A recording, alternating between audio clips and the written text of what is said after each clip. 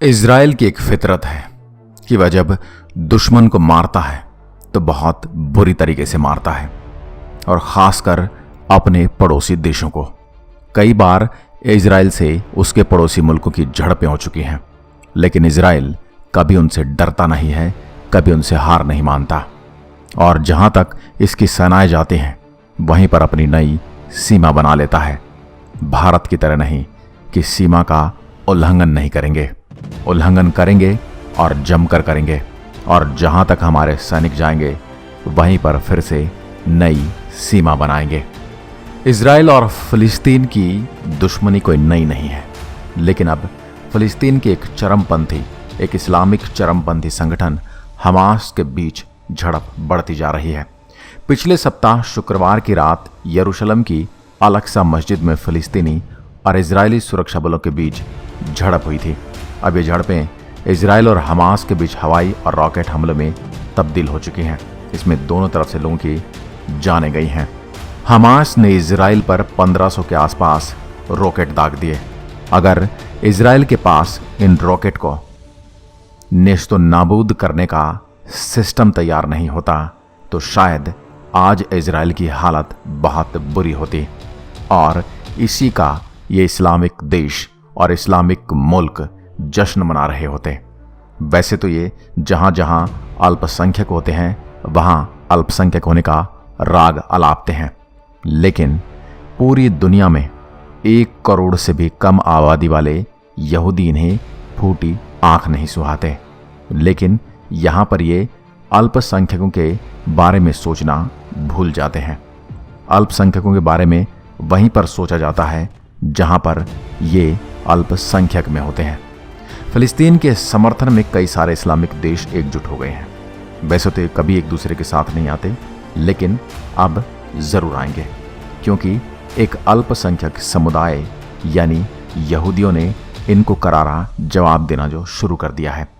57 सदस्यीय इस्लामिक देशों के संगठन ऑर्गेनाइजेशन ऑफ इस्लामिक कॉरपोरेशन ने फ़िलिस्तीनियों के खिलाफ इजराइल की कार्रवाई की निंदा करते हुए एक संयुक्त बयान जारी किया है। पाकिस्तान ने अपने प्रस्ताव में इजरायली कार्रवाई को लेकर संयुक्त रूप से बयान जारी करने की मांग की गई थी। ओआईसी में पाकिस्तान के प्रस्ताव का एक मत से समर्थन किया गया है। यहाँ पर एक बात ध्यान देने योग्य है कि यहाँ पर जवाबी कार्रवाई का विरोध हो रहा है। अगर हमास द्वारा दागे गए 1500 या 1000, 1050 जितने भी हैं, अगर वो रॉकेट इजराइल में गिर जाते तो ना ये कोई इकट्ठे होते, ना ये कभी उनकी सहायता के लिए आते, और ना ही कभी ये लोग इस तरह कोई प्रस्ताव लेकर आते। ये फिर सेलिब्रेट करते, चारों तरफ बिना मौसम की दिवाली और ईद मनाई जाती। डॉन की रिपोर्ट के मुताबिक इस मसले पर न्यूयॉर्क में एक बैठक हुई।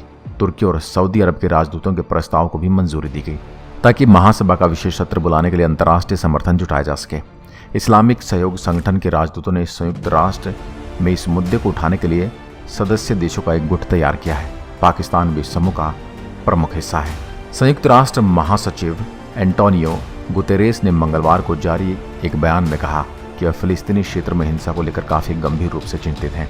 संयुक्त राष्ट्र ने इजराइल के सुरक्षा बलों और प्रदर्शनकारियों के बीच झड़प और फिर हवाई हमले के बाद शांति बहाली की अपील की थी। इस्लामिक सहयोग संगठन के सदस्य देशों के राजदूतों ने इजराइल की आक्रामकता पर नाराजगी जाहिर करने के लिए संयुक्त राष्ट्र में जरूरी बैठक की, और पूर्वी यरूशलेम में फ़िलिस्तीनी के खिलाफ इजरायली बलों की ओर से क्रूरतापूर्ण तरीके से बल प्रयोग की निंदा की है। यहाँ एक बात ध्यान देने योग्य है, किसी ने भी एक बार भी हमास द्वारा दागी गई मिसाइलों का खंडन नहीं किया है और न ही उसकी निंदा की है। बैठक के बाद जारी एक बयान में ओआईसी के राजदूतों ने कहा कि रमज़ान में पूर्वी यरूशलेम में शेख जर्राह और गाज़ा में फ़िलिस्तीनियों पर इजराइल के हमले सभी मानवीय मानदंडों और मानवाधिकार कानून के खिलाफ थे। इस्लामिक देशों के राजदूतों ने विश्व समुदाय से शेख जर्राह के निवासियों को बेदखल करने के इजराइल के प्रयासों को तुरंत रोकने का आग्रह किया, जो दशकों से वहां रह रहे हैं।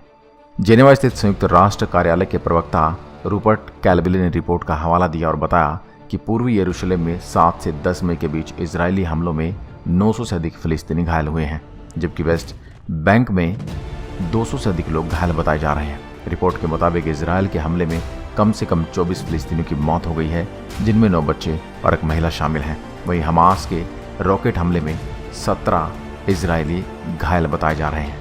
पाकिस्तान के राजदूत मुनीर अकरम ने अल अक्सा मस्जिद परिसर में ऐतिहासिक और कानूनी स्थिति को लेकर इजरायली उल्लंघन पर अंतर्राष्ट्रीय समुदाय का ध्यान आकर्षित करने के लिए तत्काल कदम उठाने का सुझाव दिया।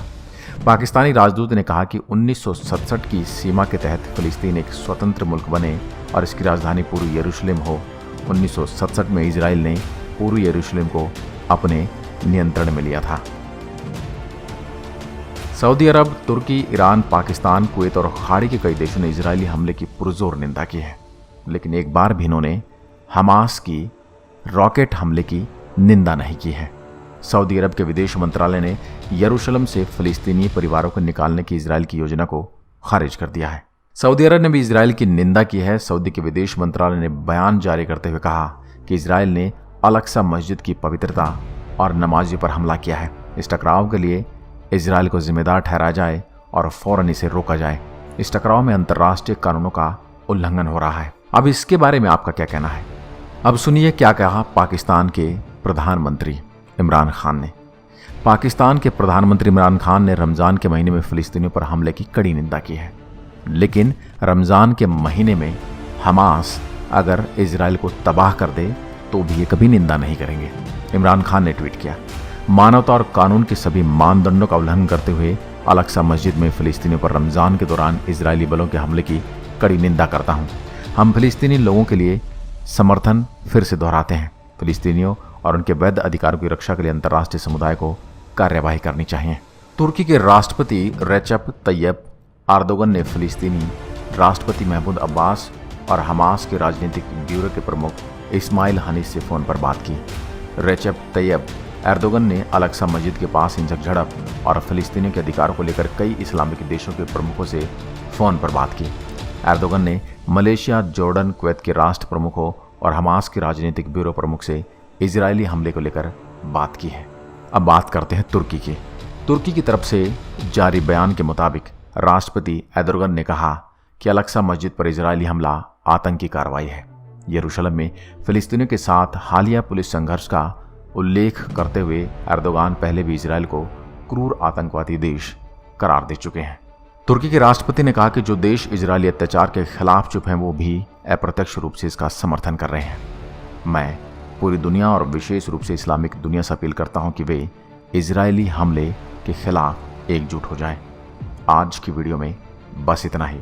अब इन इस्लामिक कट्टरपंथों और इजरायल के खिलाफ OIC की कार्रवाई के बारे में आपका क्या कहना है, हमें कमेंट में लिखकर ज़रूर बताइए। एक बार फिर मिलता हूं एक और ऐसी वीडियो के साथ। तब तक के लिए नमस्कार। जय हिंद, जय भारत।